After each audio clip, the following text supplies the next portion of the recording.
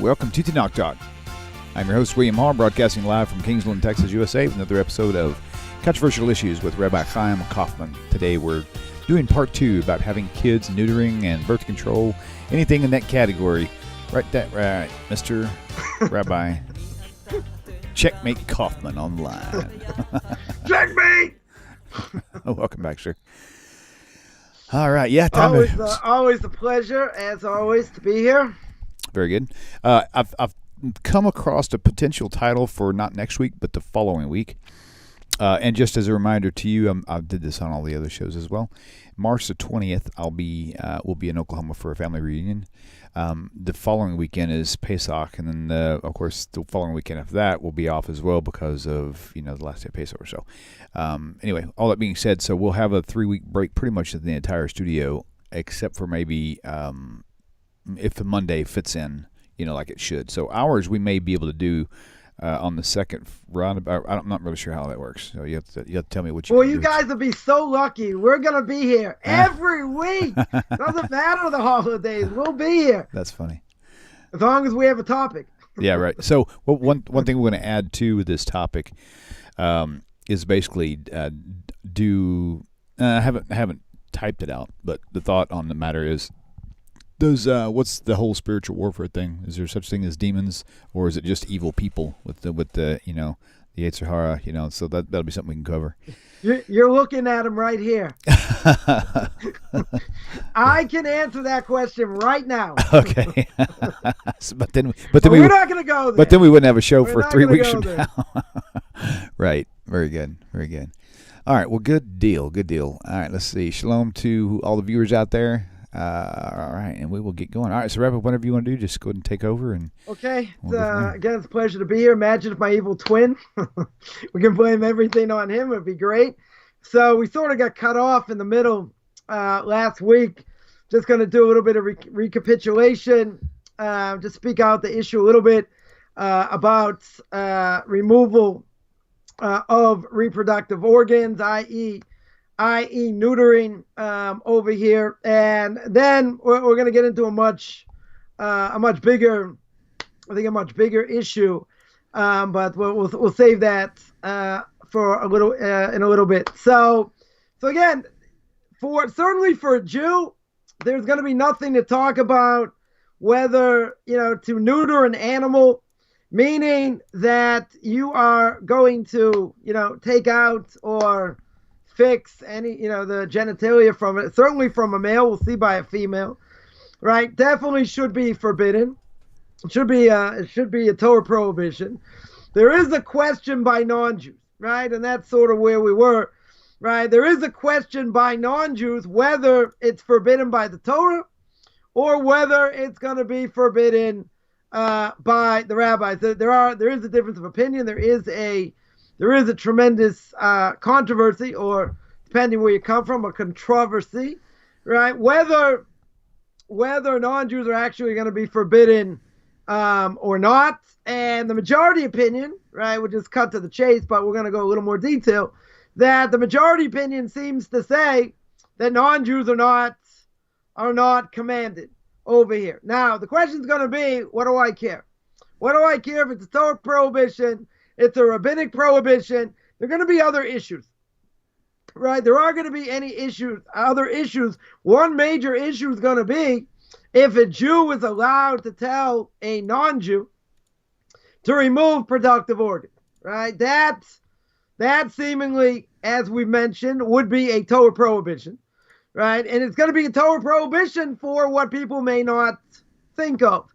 And that Torah prohibition, book of Leviticus chapter 19, verse 14, that Torah prohibition is going to be, don't put a stumbling block in front of the blind, right? So over here, if it's really forbidden for a non-Jew, really on any level, then what am I doing? If I have the non-Jew do it, then the non-Jew you're transgressing by putting a stumbling block in front of a non-Jew because they're doing it for you, right? They're doing it for, whatever reason, that you want to do it. But there is a practical difference. And one difference is about going, let's say a person goes to a non-Jewish vet and you do it in order to alleviate the animal's suffering. Let's say the animal's sick, whatever reason, and you want to, there may be an obligation to remove a animal's reproductive organ over there. So you might say, well, maybe we'll be lenient. We could be lenient because what are you doing? You're alleviating the suffering, right? So that may take it down a level, even though in general, maybe it's forbidden, but I have a good reason over it. The animal's sick, right? If the animal's sick, then maybe it's permissible. Now, if I don't want to violate a biblical prohibition, then I could violate a rabbinic prohibition, right? What would the rabbinic prohibition be? To ask a non-Jew to what a Jew can't do, right? In other words, if a Jew can't do it, you certainly can't do it on a Torah level. You can't do it on a rabbinic level. So what's the next best thing? We get a non-Jew, right? We'll get a non-Jew to do it. The non-Jew will alleviate the suffering over here, right? At best, it's going to be forbidden on a rabbinic level. Some rabbis will say it's not forbidden at all, for a non-Jew. So comes along one of the great commentaries on the Shulchan Aruch over there, the Beit Shmuel, right? It's one of the most authoritative commentaries over there. And he says that non-Jews are forbidden, right? This is going to be a problem, right? It's, according to him, 100% forbidden. I ask a non-Jew even to alleviate suffering, right? So again, it's a little bit hard because if the animal itself is suffering, which already gives me good reason potentially to do it, then it's a little bit problematic why it should be forbidden, right? And so what would the reason be? That alleviating suffering does not uproot the prohibition, right? People, all the PETA activists, whatever you want to call them, they're going to start sending you bad emails, me bad emails. Right. So what are you doing? It's unbelievable. Rabbi, let me jump in. I want to jump in with the pain. I'm going to jump in with a question real fast. Someone on YouTube asks, let me turn my mic down some. Someone on YouTube asks, if I already have kids and fulfilled the mitzvah of procreation, can I get a vasectomy? I don't want any more kids, but also don't want to. We're going to get there. Don't want to become. We are definitely. That's coming. That is the big topic. If it's in the show, good. Okay, so good. I will address it. Okay, 100%. Thank you. 100%. So now, according to this, there is a number of possible solutions. Right? One of them is that we asked before last week, is it permissible for Jews to have animals in general? Right? So we know that Jews had animals certainly for commercial purposes. Today people say you definitely need to have a dog, a cat, they're good to have around, right? Friendly, hopefully, it's therapeutic, right? It could be considered therapeutic. But over here, selling an animal, right, to a non-Jew, telling the non-Jew to instruct another non-Jew, right? This is one way out of the problem. Why? What's the issue? The issue is if I give it over to a non-Jew, it's Torah prohibition. It's a Torah prohibition putting a stumbling block in front of someone. But if you give it over to a non-Jew and he gives it over to another non-Jew, that's putting a stumbling block in front of another stumbling block. And that we hold that's not a problem, right? That is not a violation, putting the stumbling block in front of the blind, because it's one step further removed, right? So that would be one possible solution. Another possible solution, which doesn't really sound so good, and actually Passover coming up, it's a good way to explain it, right? And that is that you sell it. Technically, you sell it to a non-Jew. Therefore, you transfer title. Your pet, Fido, Spot, whatever, John, whatever his name is, her name is, right? You sell it to a non-Jew. They have title. And whatever the non-Jew does, it's not your fault, right? That's not your problem. Even though it is problematic, what do I say according to Passover? Because that's what we do when we sell chametz, when we sell any leavened product, right? We're gonna fill out a document. The rabbi's gonna sell it to a non-Jew. But even though the non-Jew knows and we know, I'm going to get the chametz, all the leavened product, after Passover. So it's kind of like a flimsy deal over here. Same thing, right? Even though it works and whatever, it's not the purpose of, of this episode to go through it. But in general, transfer of title over here means not yours. Even if he's going to give it back to you, doesn't matter. Once it doesn't belong to you, belongs to someone else, technically they can do whatever they want. That's not your issue. But many rabbinic authorities today hold that that's not a good idea. Right? Definitely not a good idea, but people do have pets, as we mentioned, for convenience. They enjoy them or whatever. But why do they want to neuter them? Convenience. They don't want unwanted litters. They want to prevent the animal from, let's say, trying to leave or whatever the case is. So it could be, comes along the Aruch HaShulchan, could very well be, more than 100 years ago, he said that non-Jews are not forbidden. They're not forbidden over here. And maybe it doesn't apply, this stumbling block, right? If it's not forbidden, it's not forbidden, right? There's another solution. One of the great rabbis offered, and that is you do it in a way where it does not remove the reproductive organ, right? In other words, I circumvent the problem, right? I cut off some of the blood supply.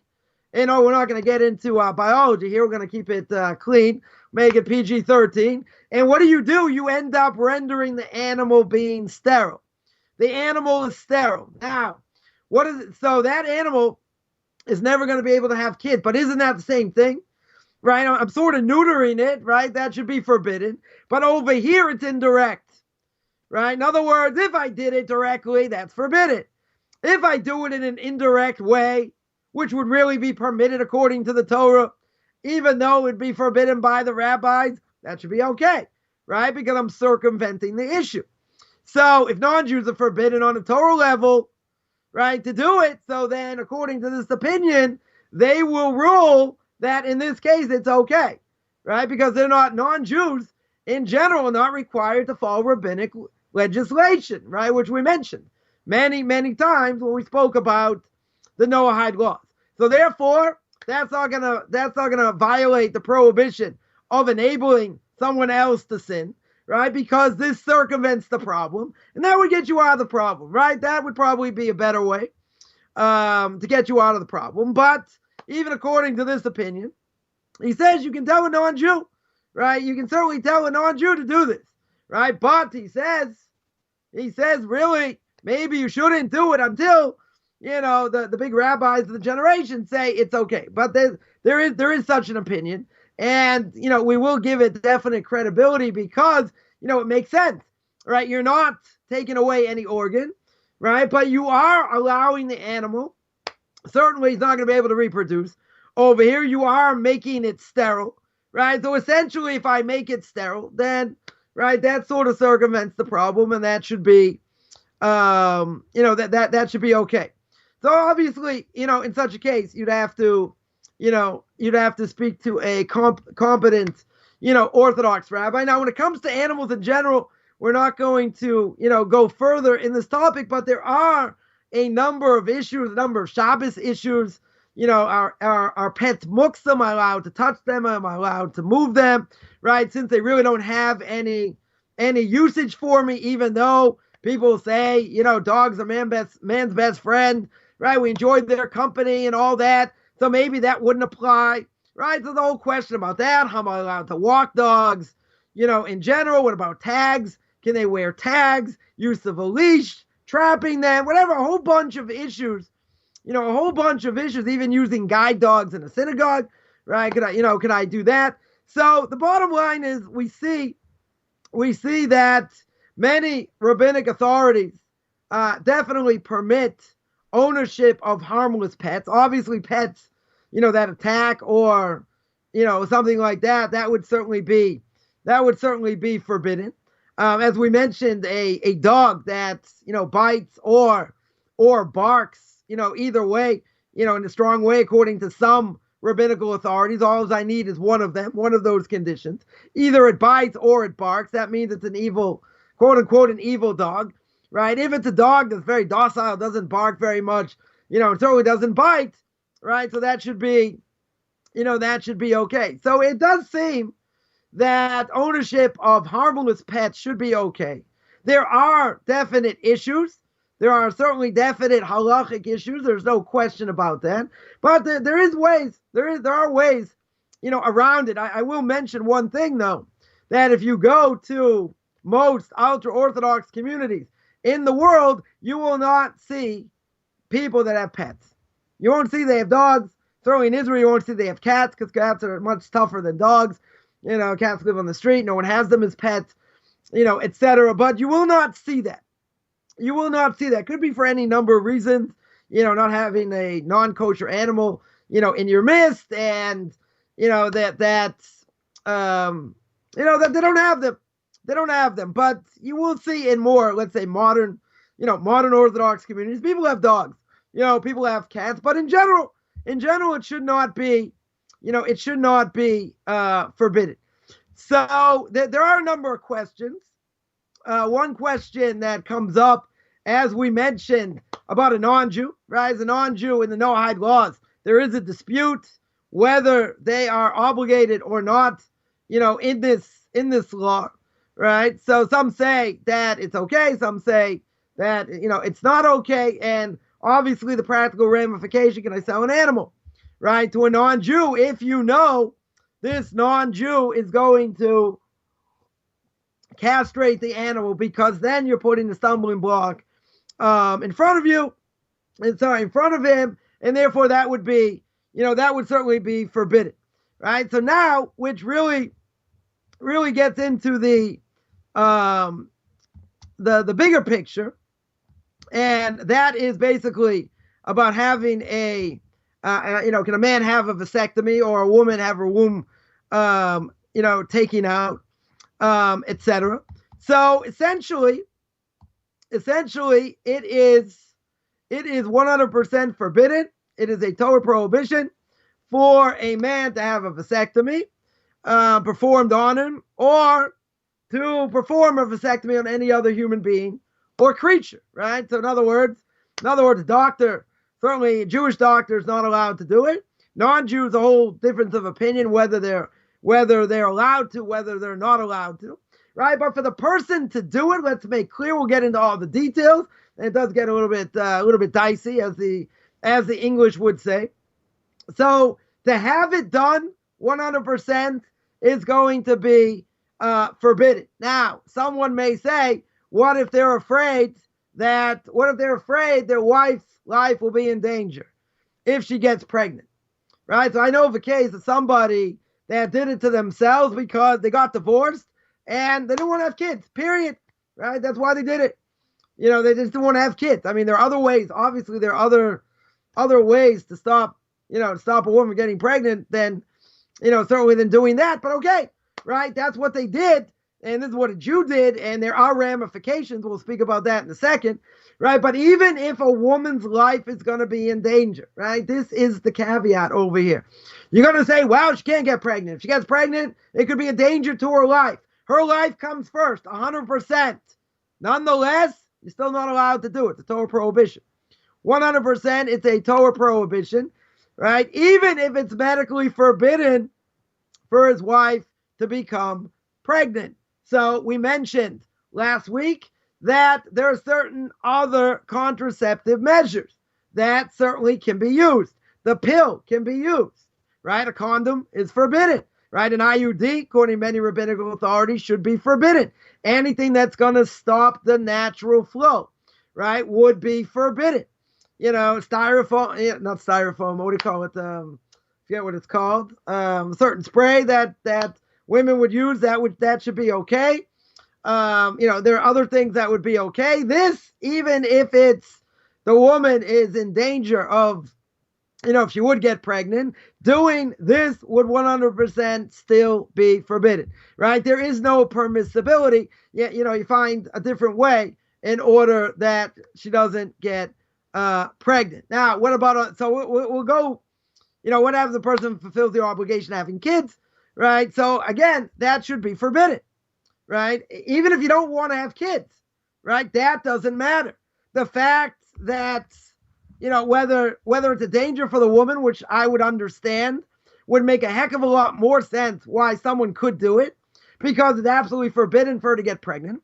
But on the other hand, there are plenty of other ways to do it, to make sure a woman doesn't get pregnant. I mean, this is a little bit drastic, right? It is a little bit drastic. I do understand why it would be done, right? But if it's not allowed to be done, if a woman's in danger, right? If she gets pregnant, all the more so if they don't want to have any more kids, right?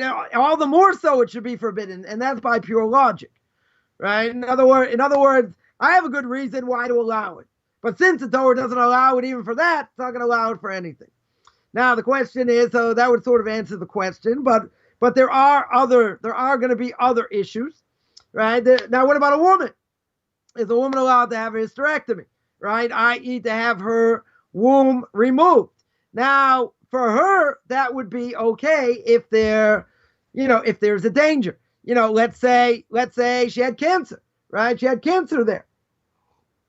The only way to deal with it is to take it out, right? So, okay, right? In case of danger, it is permissible.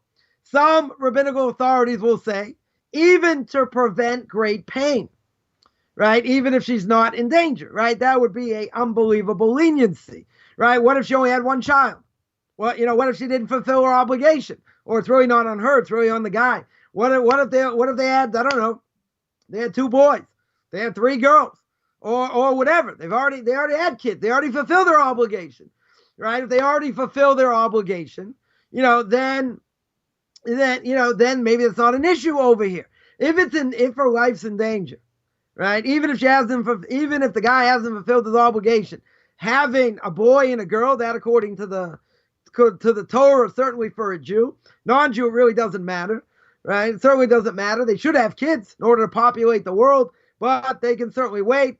They can spread it out 2 years, 5 years, whatever it is. They don't. That's not an issue for them, right? But for certainly for a Jew in this case, what's going to be for a Jew, even if they didn't fulfill their obligation, if it has to be done, it has to be done, right? And if a woman's life is in danger, nothing to talk about. But here, there's an unbelievable leniency. The leniency would be that, let's say she's in tremendous pain, right? Not life-threatening, right? But in general, she's just in tremendous pain from it, right? So you might say, okay, male hasn't fulfilled his obligation. You'll say, who cares? She's in pain. She's in a tremendous amount of pain, right? But the leniency over here would be that even if she's in pain, she's in tremendous amount of pain, her life is not in danger, right? You'd be able to do that. Now, obviously, you need, this rabbi is going to say such a thing, would need very big shoulders, right? Because the vast majority of rabbinical authority is going to say that should not be permitted. Try and do other things in order to alleviate the pain. But that, I guess if you had no choice and, a woman can't function, properly, etc., right? And even though her life is not in danger, there could be a side to say that it should be permitted, right? Because she can't function, right? And that's really, that's really the only solution. They tried this, they tried that, tried the other thing, all these different things, nothing worked. So that's the only solution, okay. So that's another issue about a woman, right? Now, what if it's done in a way that it's what we call chemical sterilization, right? What is chemical sterilization? Exactly what it sounds like. You drink a sterilizing liquid. Talmud already speaks about it. That if a woman drank a certain liquid, it would make her sterile, right? She wouldn't get pregnant. That is going to be forbidden. It's going to be forbidden according to the Torah. Nonetheless, if a person does so, if they do so, that normally we would say the punishment should be much more severe, right? The punishment over there, right, is only going to be a rabbinic punishment of lashes. We don't give lashes today, right? We don't have a temple today and all that, but okay, right? It is, it will be a lesser punishment. Now, this would apply as well, even if the man already fulfilled the mitzvah, right? If the man already fulfilled the mitzvah of peru or vu, right, of being fruitful and multiply, so even if he's already sterile to other reasons, right, it's still, right, so here we make clear, right, certainly having a vasectomy, nothing to talk about, 100% forbidden, right, but over here, if they've already fulfilled their obligation, you're not even allowed to do it chemically. Chemically, I would say, is less of a level, right? What you're not, we're not going to get gross here, right? You're not doing something. It's either removing something or stopping something or whatever the case is. You're doing something chemically. Nonetheless, even though you're doing it chemically, still going to be forbidden, right? In this case, certainly for, if a man's already fulfilled his obligation, right? Still, that would be 100% forbidden. There are rabbinical authorities, we will throw this out there. There are rabbinical authorities who will permit one to do this if they've already fulfilled the mitzvah, right? Again, to drink some sort of chemical potion or chemical sterilization, whatever you want to call it, for the sake of removing his lust, so he can learn Torah without disturbance. Now, this is a little bit problematic in the sense that, if that's going to be the case, he's not going to have the same drive. He's not going to have the same drive. He's probably not going to be married, right? Why is his wife going to want to stay with him, right? I mean, they may have a great relationship and all that, but, that may end up ending, that relationship. Maybe yes, maybe no. So this prohibition is going to apply even if it's for medicinal purposes. And you had no intention. Now, this is also a huge novelty, right? Even if you didn't have intention to make yourself sterile, even if it was done against their will, right? That's even a bigger chiddush, a bigger novelty. He didn't have intention over here. He took this thing, medicinal purposes. What happened? Made him sterile, right? 100% it made him sterile. Even though that, let's say, one of the things on the package of this medicine says this is something that could happen. You certainly didn't want it to happen, but it's an offshoot of taking this medicine for whatever it is. You definitely didn't have that intention. Doesn't matter, right? According to this, it should be forbidden. Now, if it's something lethal, person has a lethal illness, then for medicinal purposes, it should be okay, even if it's going to cause sterilization. In other words, if a person says, I don't want to have any more kids, right? So I'm going to neuter myself in a better way, right? By drinking this potion, that doesn't butter the biscuit, right? No pun intended. That's going to be forbidden across the board, right? So if we're going to say, even for medicinal purposes, it's still forbidden, all the more so, again, pure logic over here would dictate that even if it's for medicinal purposes, it's forbidden. If a person doesn't want to have kids, all the more so, it should be forbidden. Now, some will say, there are rabbinical authorities that will say that a person can do throws through a non-Jew. Definitely should not do it through a Jew, right? You can do it through a non-Jew. Now, what would happen? Let's say a male does this, right? He does it to himself, and he goes through chemical sterilization. The question's going to be, and this is what we're going to get to in very shortly, and that is he allowed to marry a Jewish woman? Right? Why? Because there's a certain status of what we call a kerush shifcha. Kerush shifcha, I think it's kerush shifcha, which means that someone becomes sterile, right? They can't have children. They won't be able to have children. So the question is, if he's sterile, how can he marry a woman? How can he marry someone Jewish? Can't have kids. Got an obligation to have kids. Why should you want to marry someone, right, if he can't have kids, right? So we're going to deal with this. We're going to deal with this in a major way. So what about that? So that's for a guy. What about a woman? She wants to, let's say the case is, she wants to use sterilizing chemicals to prevent herself from giving birth, right? For whatever reason, she pushes off giving birth, even though it doesn't really make sense, right? It's not really justifiable for her to do so, right? Because, she doesn't really have experience, pain, and childbirth. So what does she want to do? She wants to get rid of everything over here, right? That you're not allowed to do. Other rabbinical authorities say no. If the woman is pain and childbirth, to prevent spiritually unhealthy children from being born, right? Maybe we'd say it's okay because she's going to go out of her mind over here. Maybe, from the pain, from other things, whatever it is.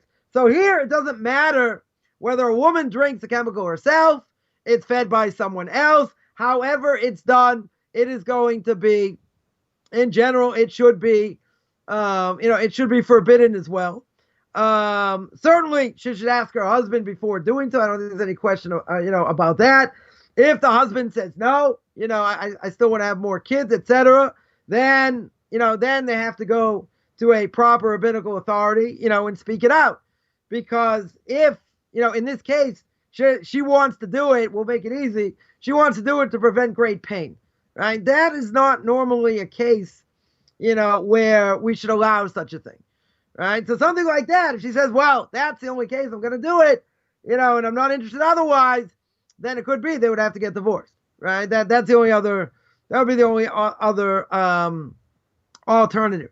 Now, the interesting case, what happens if the sterilization is indirect, right? What do I mean it's indirect? Let's say a person, and this would be kind of nasty, right? What would a person do? They would sick a dog, right, on another person, and they tell them to sick them, in a certain place, right? Obviously a certain place, and they do that, right? They end up doing that, and they make the person what we call a kar shivcha or a ptuadaka, whatever. We'll see what that is in a second, and that person now is sterile, right? He's not going to be able to, have kids, right? So doing such a thing is also forbidden. The punishment is less, but it's still forbidden, even if it's indirect. Same thing. I'm not allowed to ask a non-Jew to destroy, reproductive organs of an animal, right? That we already spoke about.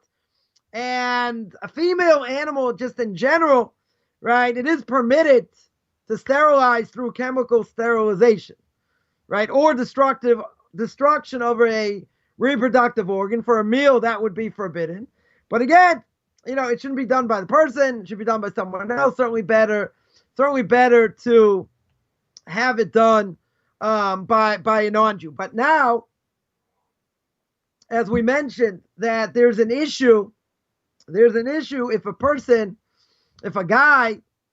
a Jewish guy sterilizes himself or has a vasectomy. It doesn't matter who does it, right? If he's Jewish, then what do we call such a person? We call such a person a saris. What is a saris? It's a man who's sterile because any of the three parts of his reproductive system don't work, right? Again, we're not going to go into all the detail here. In such a case, let's say a person did it, right? He did it to himself, like a person I'm thinking of, Jewish person I'm thinking of did it. He can't have kids now, right? It can be reversed. Interesting enough, 80% of the time, right, he should be able to have kids if it is reversed, right? And if he didn't have kids before, then that would be the case. He should do it in order to have kids. But in general, if he did it, what's the punishment? The punishment is he's not allowed to marry a Jewish woman, right? Now, probably most people are not aware of this, and we're going to have to see what exactly the case is, right? So that is going to be forbidden because the Torah tells me, Deuteronomy chapter 23, verse 2, no one whose testes are crushed, what we call a ptsuadaka, or their thing is cut off, right, as a kar shivcha, shall be admitted into the congregation of the Lord. Which means that now the question is how did it happen, right? How it happened is crucial over here, right? We'll get to that. But in general, if somebody did this, the person I'm thinking of did it, right? He's not allowed to marry a Jewish woman. He's only allowed to marry a convert. We'll see why, right? We see why, but he can't marry a Jew. 100% forbidden, right? Most people probably not aware of this. A saris can marry a convert or a freed slave, which really doesn't apply today, but even though I think one of the only places that has slaves, Rabbi told me many years ago, is Saudi Arabia, right? That's legalized, but according to international law, that may have changed.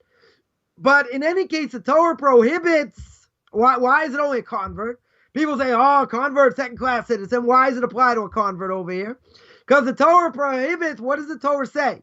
It says that you're not allowed to marry such a person because it shall be admitted into the congregation of the Lord. You're not allowed to marry into the congregation of the Lord, meaning women who are born Jewish cannot marry such a man, right? He has to divorce his wife. So I know somebody not religious, both people not religious, I don't see that they're getting divorced anytime soon, right? But that is definitely their obligation, right? He's not allowed to stay married. Right? Forget not stay married. He's not allowed to get married to her, period. He's only allowed to marry a convert. Now, what is the clarification here? Because this is where it gets interesting. The marriage prohibition is limited to someone who became a soros due to action, whether intentional, perhaps even accidental. Let's say it happened.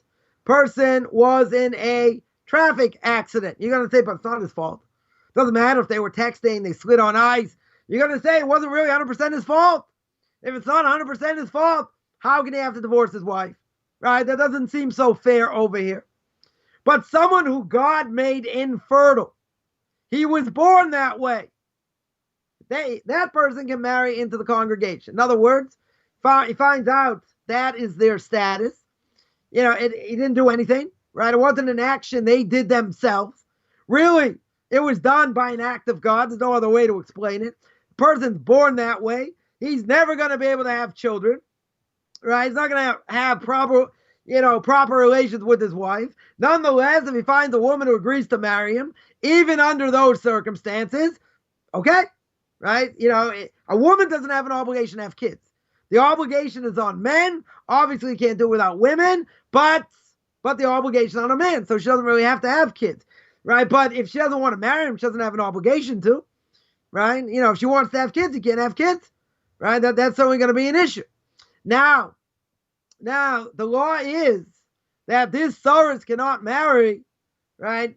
Now, it doesn't really make a whole lot of sense, logically, right? It's a divine decree. Why should it be that if this happened to the person, whether did it to himself or it was done through an action, whether intentional, not intentional, why do we say he can't marry a Jew over here? Why is he only allowed to marry a convert? This is something, it doesn't really make logical sense. But it does teach us what?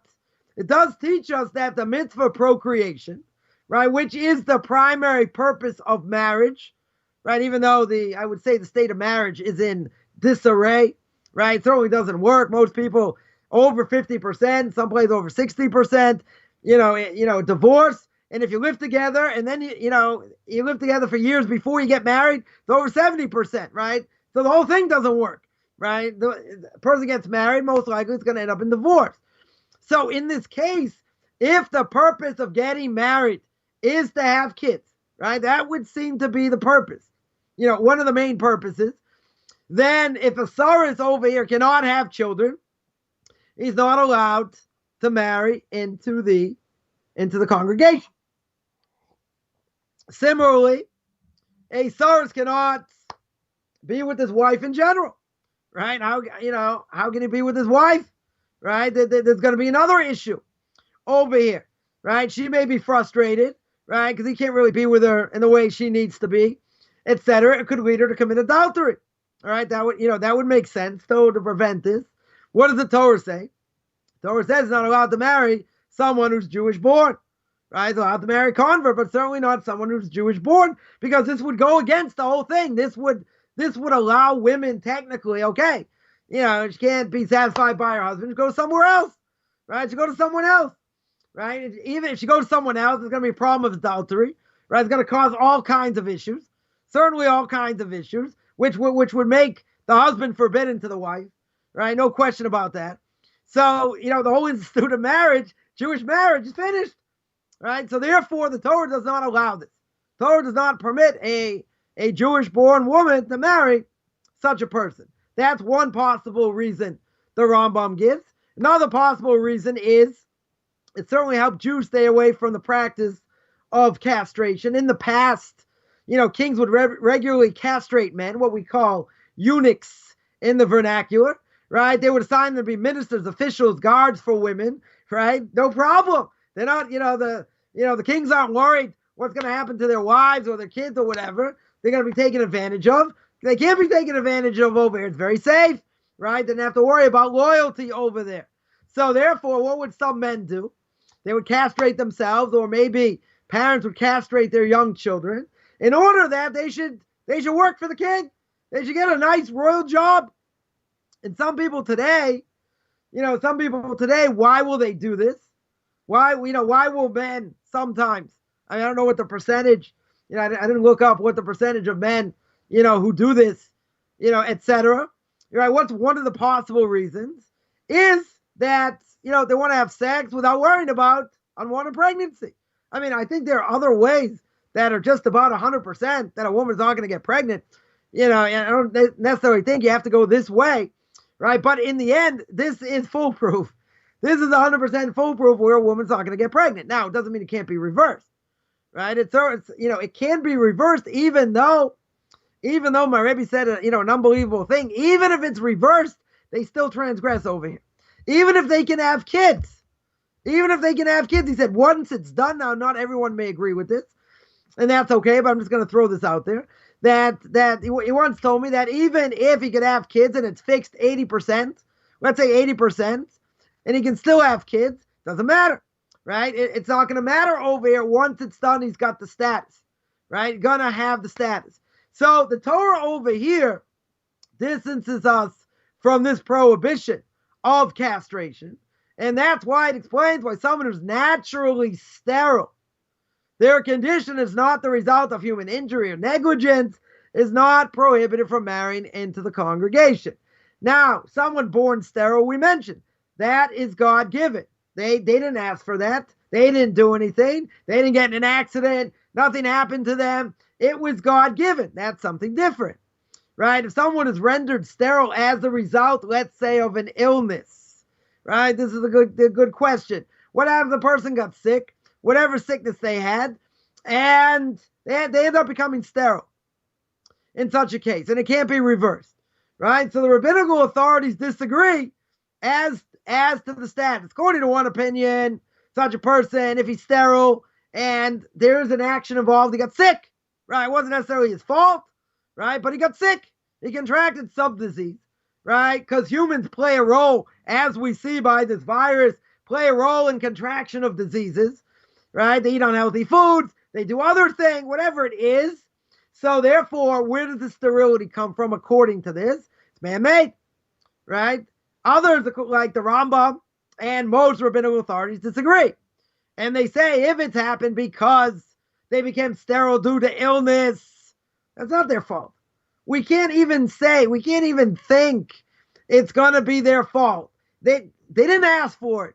They didn't ask for this sickness. Doesn't matter. They were negligent. So whatever the case is, they weren't careful in hygiene. Doesn't matter. They didn't ask for it. Since they didn't ask for it, then we look at it as being God-given. If it's God-given and we can show like such a case, then they're allowed to marry into the community.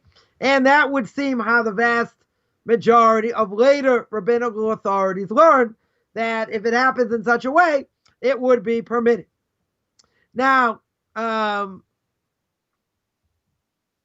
again, in this case, if the prohibition is for someone who became a Soros to marry a Jewish-born woman, right? That is the prohibition. But let's say she herself underwent a procedure of sterilization. She herself had a hysterectomy, right? She is permitted to marry a Jewish-born man, But if a Jewish man hasn't fulfilled his obligation of procreation, not allowed to marry her. Now, I had such a case where a woman, she didn't end up converting, but she had already had a few kids. And she said, if I convert, do I have to marry somebody? Let's say a person I want to marry or wants to marry me wants to have kids, right? Do I have an obligation? To fix it? Because we said, a lot of times it can be fixed. If a lot of times it can be fixed, is that my obligation? Right? My Rebbe said 100%, no obligation. Right? In that case, for a woman, it's no obligation. Now, if the man hasn't had kids yet, right? So he can't marry her. He shouldn't marry her because he's got an obligation to have kids. Right? She already had kids. Doesn't matter if she was a non-Jew before. She doesn't have to fix herself. Right? She doesn't have to fix it up. Right? So therefore, a woman who went underneath this procedure, right? So a guy should marry her if he hasn't had kids. If he wants to marry her and he's had kids, okay, it's one thing, Right? If he hasn't had kids, he shouldn't marry. He's got an obligation, right? Torah says he's got an obligation to have kids. Now there's a general rule. Again, we're going to keep this PG-13. That what does it mean that a man is considered what the Torah calls a patsuah daka? Patsuah daka means that his reproductive organs have been injured. Right now, if he can still have children, that means he wasn't injured enough. Right? In other words, whatever the injury is, if he's able to have children, then he doesn't come underneath this status. And he can certainly marry a Jewish-born woman. That's, he's got the status of every other Jewish man. That's not an issue. Right? So that has to be determined, certainly according to who? According to doctors. Right? In the time of the earlier commentaries, many doctors believed if a person, let's say, lacked one testicle, they're not going to be able to have children. But we know, according to science today, not true. Right? A person in that situation can have kids. Right? He can certainly have kids. Right? So since it's clear that a man can father children, so in that case, however it happened, doesn't matter. Right? Even if he did it to himself, whatever the case is, right? He's considered to be able to sire children. He is not going to be considered a patsuah daka. What's another common experience? A friend of mine I used to learn with, who was a doctor, said that, if a man lives to a ripe old age, right, most likely there's going to be a problem with the prostate, right? The older you get, that certainly can happen. So older men certainly experience swelling of the prostate gland, and it makes it difficult to go to the bathroom. And in various cases, what can happen is it can be severed, right, to allow the excretion of urine, right? Obviously, extremely painful. Now, what happens in this case? Person, let's say, had prostate cancer, or had problems with the prostate, whatever it is. If you sever that, then a woman's never going to get pregnant, right? It's going to be an impossibility, right? So therefore, what do you do in such a case, right? Do we say this person is now become sterile? Practically speaking, why did he become sterile? He became sterile to fix up this problem. That is considered what? Human intervention. If that is considered human intervention, he can't marry a born Jew. If he's already married, in such a case, he's got to divorce his wife. Now, you're going to tell me someone, they live to a ripe old age, they have a problem with the prostate, been married for 50 years, more, grandchildren, great-grandchildren, all of a sudden, this happens, this human intervention, and you're going to say he's going to get divorced. That doesn't sound, too good, right? In practice, however, what do we hold? We hold that's not considered a patsuah daka over here. Why not? First of all, if that area is severed, right, that the process of going through this procedure severs that, obviously that's through an illness. No one in their right mind would do it. I don't think. No one's going to do it if they didn't have an illness, right, in general, right? So therefore, in this case, we saw, according to most rabbinical authorities, if it's done in such a case, even though we'll say it's human intervention over here, why do you have human intervention? Because the person's in pain, right? You got to fix up the prostate over here. So therefore, it's considered a sickness. If it's considered a sickness, we look at it as becoming sterile by God. Not only that, the doctor performs the surgery. Why are they doing it? To relieve pain. They don't have any intention whatsoever to sterilize it, right? Not only that, but he's able to function in the same way. It's just, it goes in a different direction. So if it goes in a different direction, that doesn't mean that the person got neutered, right? That's not what it means. Even though you'll tell me if it's done in such a way, 100% of the time it's going to make him sterile, right? That may be true, but in this case, he's not neutered over here, right? Something has not been removed. Let's say it's been redirected, right? We'll make it easy. It's been redirected in a different way. If it's been redirected in a different way, that's not neutering, right? That is not sterilization over here, right? Or you have another case. you have another case. Let's say that the person had to have, part of it removed to improve his chances of surviving prostate cancer, or let's say any other type of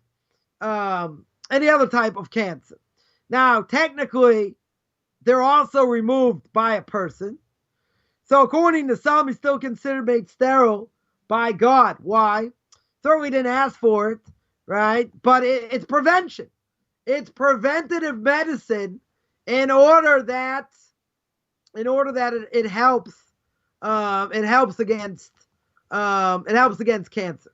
So we saw before the Rambam, other rabbinical authorities say if it's a consequence of illness, man is considered made sterile by God, right? Even those that are stringent, in this case, would be lenient, right? Because it's only when the illness itself damages the reproductive organ, right? Then we'll say he can't marry, a born Jew. Why?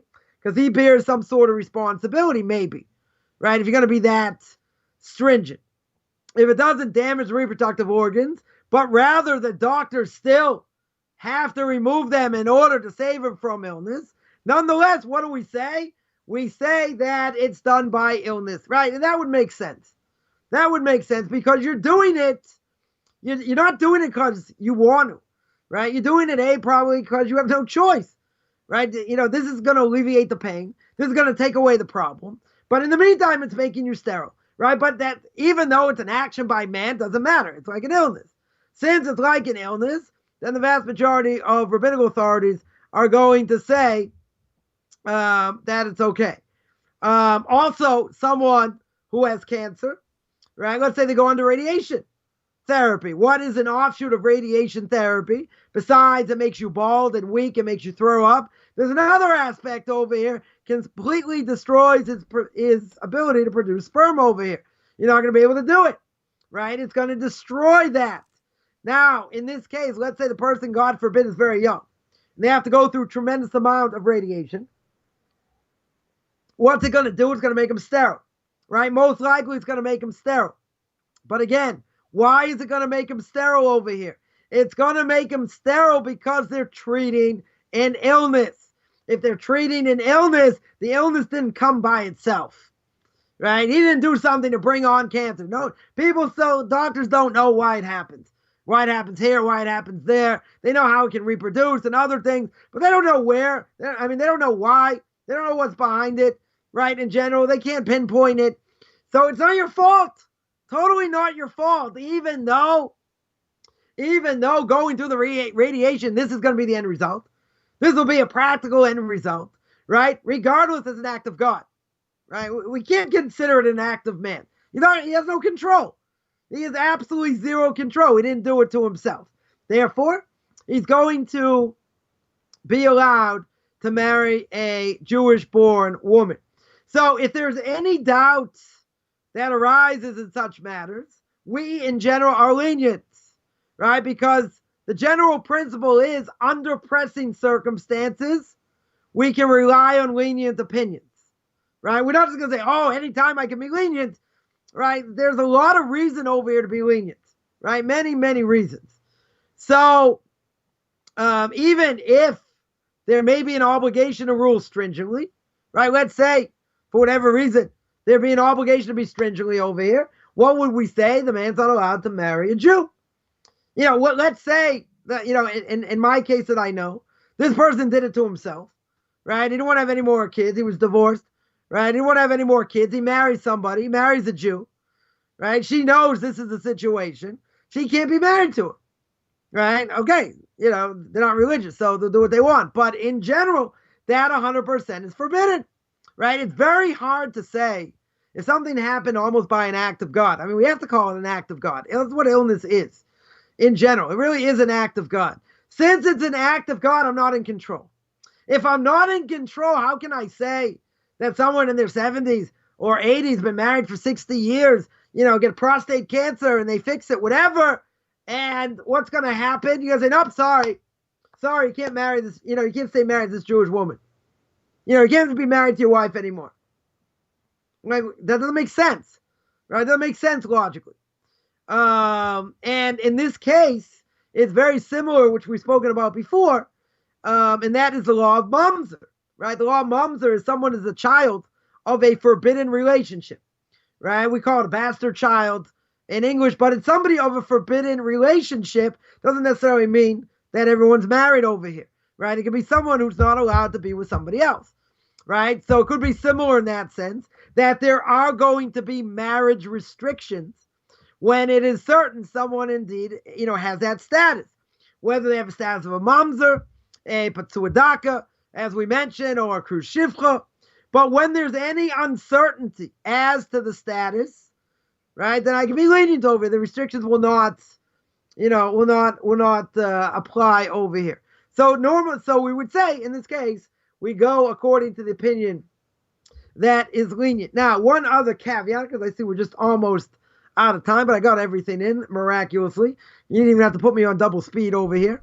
And that is, let's say somebody is non-Jewish, they do it to themselves, right? Let's say a guy did it to himself, right? They are married. Now, it's forbidden also, seemingly, again, whether a rabbinic level or a Torah level, certainly for a non-Jew, right? It's forbidden at some level. I don't think there's any question. What happens when they convert? Right? What happens when they convert? Do they have to reverse it? Now, I would say, I don't think they have to. Right? If they've already had kids, they fulfill their obligation. They don't necessarily have to go about and fix it. At the same time, what happens when someone converts? What happens when someone converts is they're considered like a newborn baby. If they're considered like a newborn baby, then that woman is obviously it's a convert. Her mother's not Jewish, right? So therefore, even if the guy did it to himself, he's not Jewish. Once he converts, he becomes Jewish. Not a problem at all, right? They can stay married. It was forbidden for him to do as a non-Jew at some level. Whether it's rabbinic or in the Torah, it doesn't matter, right? It was forbidden. Once he converts, gets wiped away. He's got the status of a Jew right now. Since he wasn't born to a Jewish father, can stay married to his wife, and everything is good. So you may have, that would answer up, that aspect also. If a person wanted to fix themselves up, right? They can, right? Again, it's probably got 80-85% success rate, to do it. If a person has already had children, in other words, once it's done, you don't transgress every single second. It's been done, right? Once it's been done, it's been done. And if they've already fulfilled their obligation having kids, who says you have to have other kids? And let's say the woman's not able to have kids anyway right now. She's too old to have kids. So it wouldn't seem like there's an obligation. If they didn't have kids, if this person did not have kids, right, that would be a different story. Then we'd say, yeah, then they'd have an obligation to have it done because it's got an obligation to have kids. But once it's already been done, they don't have to go through the whole thing and have it undone. Obviously, that would be a discussion, between the husband and wife. But again, that wouldn't be any halachic issue anyway, because both aren't Jews, and therefore, even once they convert, then they can certainly marry in, and that's not going to be an issue because you can marry a convert, and that would take care of the problem. I need to pose a question for you from a viewer, from Mason Clark on YouTube. Okay. Question is, let me turn my room speaker down. There we go. It's better. Getting the feedback here. Okay, so could you please ask Rabbi Coffman as to whether or not a Noahide would need to ask a rabbi or something before using contraception, or can they use it freely if they're just a Noahide? And also, is pre-seed the same as seed? That's that. Is what the same as seed? Pre-seed, I guess. So the second question that would pretty much be the same. Okay. Right. I don't know that's any. I don't know that's not necessarily any difference, unless you say that that would never get a woman pregnant because it doesn't have the capability to, maybe, right, maybe. But the first question about contraception, can a Noahide use contraception freely without having to inquire? Yeah, they can, as long as they don't spill seed over here, right? In other words, contraception should be okay as long as it doesn't interrupt the flow, In other words, if they want to wait 5 years, in between kids, or 10 years to have kids, or whatever, they certainly are allowed to. They have an obligation to have kids. There's the mitzvah to procreate the world. To procreate, to have children in the world. Because if you don't have children, right, society will end. You don't have enough people to perpetuate the world. And in some parts of the world, you have, almost negative birth rates, and, certain places might be a little bit in trouble, right? But in general, if they want to have, 2 kids, they want to spread them out 10 years apart, not a problem, right? 5 years apart, 8 years apart, that for them, that doesn't apply, because when it comes to procreation, the specific mitzvahs that a Jew has to do and has to perform, probably a bad word, but has to perform over here, right, certainly applies to a Jew and not to a non-Jew, right? So spilling seed for a Jew, even contraception, for a Jew is not, I mentioned last week, it's not okay. I need a break. I have 3 kids under the age of 4. I need a break, so I'm just going to go on contraception. That's, there's an issue of spilling seed, right? If there's an issue of spilling seed over here, even if it's proper contraception, you have to ask a proper rabbinic authority. That's for a Jew, right? Because we're not just going to say, okay, it depends on a lot of different factors. Okay, if we need to make another show on that, we can. But I need one final question. Okay. What is the difference between wasting seed and contraception? I mean, doesn't it accomplish the same thing? It depends. In other words, if a woman is, let's say, a person's married and his wife is pregnant, she's not going to get pregnant again, right? The whole purpose of relations is, right, to have children, right? Every time he's with her, it's also wasting seed, right? She's never going to get pregnant, right? We could say that, but if it's permissible to have contraception, right, for a Jew or a non-Jew, that's not wasting seed, right? Because there is a permissibility. If a person's using it because, for different reasons, then it's not the same thing. Okay. We're not giving blanket permissibility to say I can use it whenever I want. It does the same purpose, that's true, but when I'm using it and why I'm doing it is a whole different thing. Right? If a woman's going to go out of her mind, if she has too many kids, right in a row, she really can't handle it and whatever, she'll go to the rabbi and say, listen, I need a few months, I need this amount of time or whatever, you see what the rabbi says, but he has to evaluate the situation. Is the woman really going to go off the deep end? She's not going to go off the deep end. There are serious issues. It's not just a flippant thing. Okay, we're going to do it. We're not going to do it. Etc. But if it's permissible and a person's allowed to use it, that is not called spilling seed, right? Okay. That's called being with your wife. That's not a problem. Okay. Right? Again, using proper contraception, that would be fine. But that would not be considered the same thing because the circumstances are very different, of why you're doing it, and that is a crucial, difference. And what's behind why they're doing it or not doing it. Okay, very good, very good. All right, well, let's go wrap us up for today, guys. Feel free to send in your comments or questions. If you got new comments or questions you would like to put on the show, send it to TanakTalkQuestions@gmail.com. Spelled just like it's spelled in the studio or on the YouTube channel. And also regarding the live streams, if you've subscribed to the YouTube channel and you turn on notifications, there's also 3 different notifications you can turn on. If you'll click the one that says all, then that should give you an alert every time any activity happens on the channel. So you can try that. So thank you guys for tuning in. Rabbi, just remember, all the hate mail, TanakTalk@gmail.com. Send it to him. yeah, for sure. I'm very generous.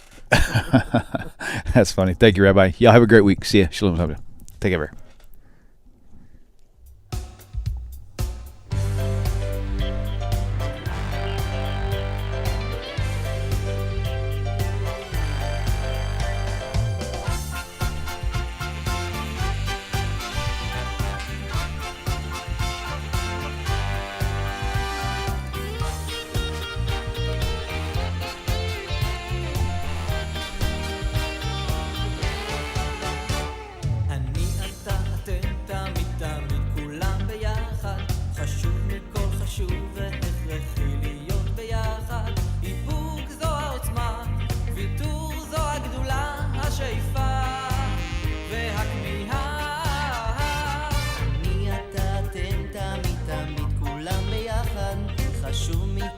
shuve